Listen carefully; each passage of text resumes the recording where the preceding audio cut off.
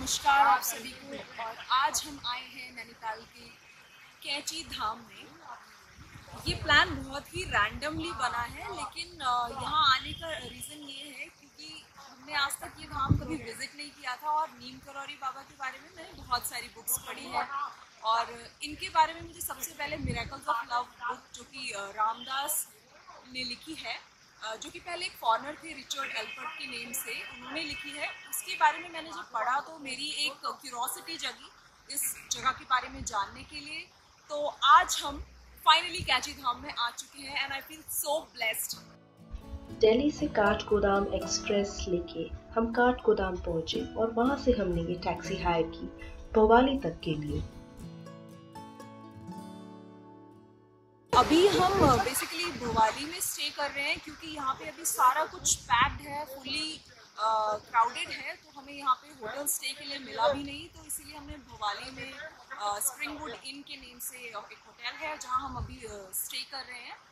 और I would suggest, because Bhowali is the main centre point for staying and you can visit to like many places after Kainchi Dham if you have time. So you can visit Bhimtal, Sattal, Nainital, whatever suits you. अगर आप stay करने का plan कर रहे हैं और वहाँ पे आप स्टे कर सकते हैं, तो वहाँ से कैंची धाम 7 किलोमीटर्स अप्रॉक्सीमेटली है, जहाँ पर आप अपने टैक्सी राइड बुक करके या फिर लोकल बस लेके आप आ सकते हैं यहाँ पे। ये है हमारा होटल जो हमने भोपाली में बुक किया था, और ये है हमारा रूम जिसमें एक स्पेशियस बैल्कनी भी थी, जहाँ बैठकर हम सनराइज की वार्मथ एक्सपीरियंस कर रहे थे और ये माउंटेन व्यू का नज़ारा ले रहे थे। काफ़ी बड़ा प्लेग्राउंड भी था जहाँ बच्चे खेल रहे थे। रूम का बैक साइड व्यू एकदम शिमला के हॉस्टल जैसा था, जैसे कि जब वी मेट मूवी में दिखाया है। रेडी होकर हमने ब्रेकफास्ट किया और उसके बाद हम निकल पड़े कैंची धाम की ओर। आप सभी ने Steve Jobs, Mark Zuckerberg, Barack Obama, मैं कितने नाम लूँ, और कितने बॉलीवुड सेलिब्रिटीज़ अभी रिसेंट में भी कैंची धाम विजिट करके गए हैं, जैसे कि Samantha Prabhu, Anushka, Virat Kohli, and the list is endless. So I think this place has that enormous energy and I believe that you must come yourself and visit this place. Uttarakhand में मौजूद कैंची धाम मंदिर की लोकप्रियता इतनी है कि यहाँ बाबा नीम करौली महाराज के दर्शन के लिए लोग देश विदेश से आते हैं। नीम करौली बाबा कलयुग में भगवान हनुमान का अवतार माने जाते हैं। ये फेमस कैंची धाम मंदिर शिप्रा नदी के तट पर बना हुआ है।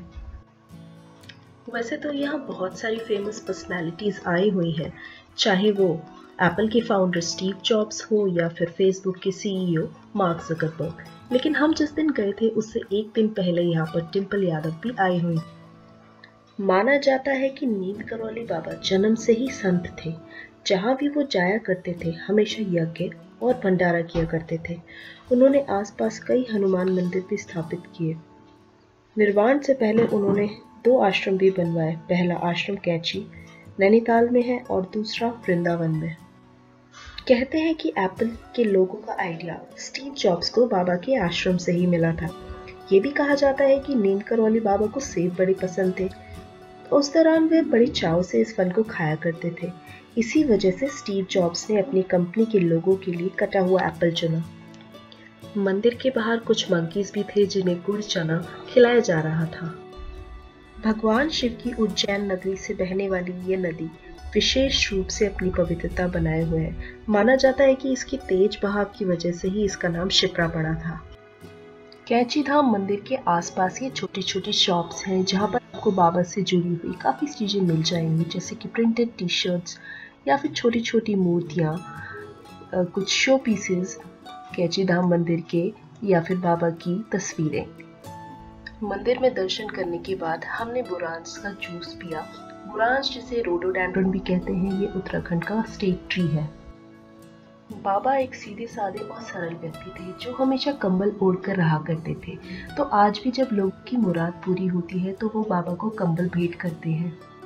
अगर आप कैंची धाम में रुकना चाहते हो तो यहाँ आसपास ये छोटे छोटे होम स्टेज भी हैं, तो आप इन्हें भी बुक कर सकते हैं।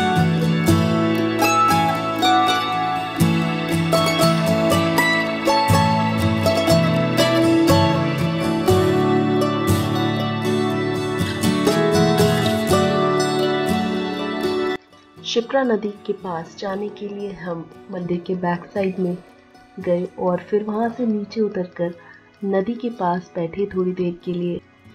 नदी की सरसराहट और ठंडी हवा में एक अलग ही आनंद, पीस और रिलैक्सेशन था। थोड़ा समय बिताकर हम वापस भोगाली अपने होटल रूम की तरफ जा रहे थे।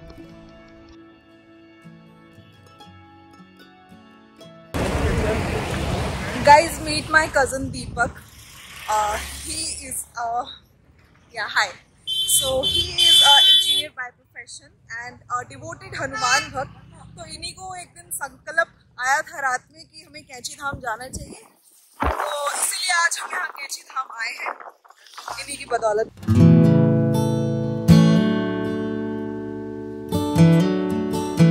So it's 4 PM in the evening and we have stepped back to our room. Now let's see what we are going to do in the evening. I'll keep you updated. Now that I've come back from the Kainchi Dham Mandir premises, I wanted to share my experience with all of you. तो जैसे ही हम मंदिर में enter करते हैं, वहाँ पर camera, videography, photography ये सब बिल्कुल भी अलाउड नहीं है, and which I think is a very good part, because otherwise आप अपने फ़ोन की कॉल्स में, मैसेजेस में थोड़ा बिजी हो जाते हैं।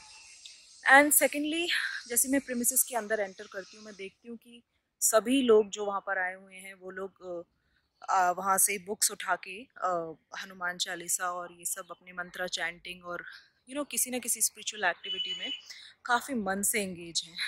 सभी लोग कुछ ना कुछ पढ़ रहे थे वहाँ पे, विच आई थिंक कलेक्टिवली अगर आप कुछ ऐसा करते हो तो ऑलरेडी एक पॉजिटिव एनर्जी का एटमॉस्फेयर क्रिएट हो जाता है, तो वाइब्स तो ऑटोमेटिकली अच्छी होनी ही थी। एंड सेकेंडली, क्योंकि सोमवारी बाबा की वो ऑलरेडी तपस्थली है, और फिर नीम करौरी बाबा जो है उनका भी वो एक मेन प्रख्यात स्थान है जहाँ पर उन्होंने अपने जीवन काल में तपस्या की, तो मुझे लगता है वहाँ पे काफ़ी अच्छा ऑरा, एटमॉस्फेयर, वाइब, आप जो भी कह लो, वो काफ़ी अच्छा था। मैंने खुद ने वहाँ पे अराउंड 1.5 आवर बैठ के हनुमान चालीसा, अष्टक और विनय चालीसा और जो भी मैं मंत्रा चैंटिंग में बिलीव करती हूँ वो सब मैंने किया, और टाइम जस्ट पास्ट बाय, मुझे रियलाइज़ भी नहीं हुआ कि मैं इतना सब कुछ कर चुकी हूँ। और उसके बाद मैंने around half an hour to 40 minutes का मेडिटेशन भी किया, और मुझे वो करके काफ़ी अच्छा लगा। आई वुड से मुझे बिल्कुल भी ऐसा नहीं लग रहा था कि कितनी देर हो गई है मेडिटेशन करते करते, और मतलब कितने थॉट्स आ रहे हैं फालतू के। एक भी फालतू का थॉट नहीं आ रहा था। कभी बीच में आया भी एक आधी बार तो obviously it just passed by, मैंने इतना टेंशन नहीं दिया।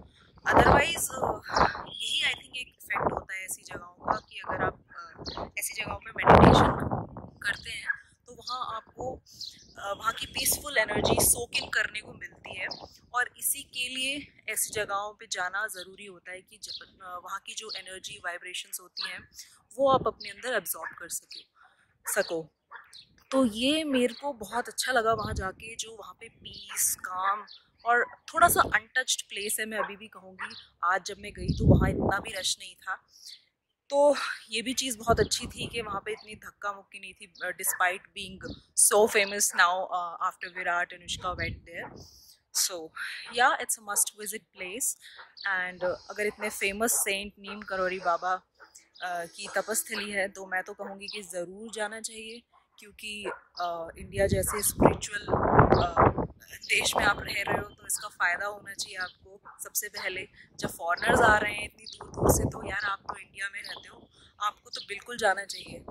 तो I believe after watching this video you yourself would want to experience the calmness, peace, energy of that place, and you must go there, I would say. So yeah, जय नीम करौरी बाबा। तो अभी हम evening walk के लिए निकले हैं, और अभी हम जा रहे हैं श्री ज्ञान गमेश्वर महादेव मंदिर।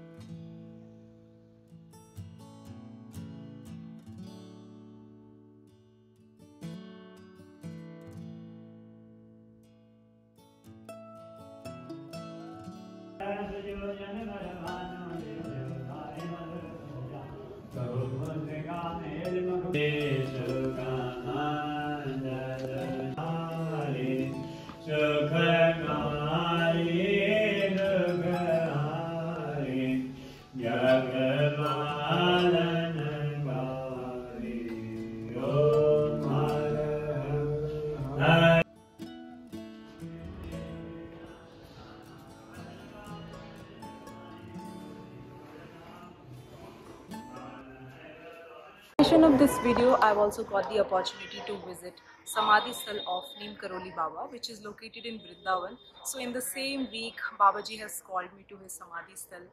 So watch the vlog of Samadhi Sthal also in the same video. Vrindavan में स्थापित बाबा के आश्रम का महत्व यह है कि इस स्थान पर उन्होंने अपने शरीर का त्याग किया था। हालांकि उनकी समाधि स्थल नैनीताल में स्थापित है, जहां भक्तों का आज भी आना जाना लगा रहता है।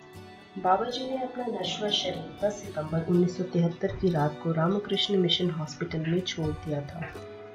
कहते हैं बाबा जी के आखिरी समय में उन्हें हॉस्पिटल में आर्टिफिशियल ऑक्सीजन दी जा रही थी, लेकिन बाबा ने मास्क उतारकर फेंक दिया और कहा कि अब कोई फायदा नहीं है।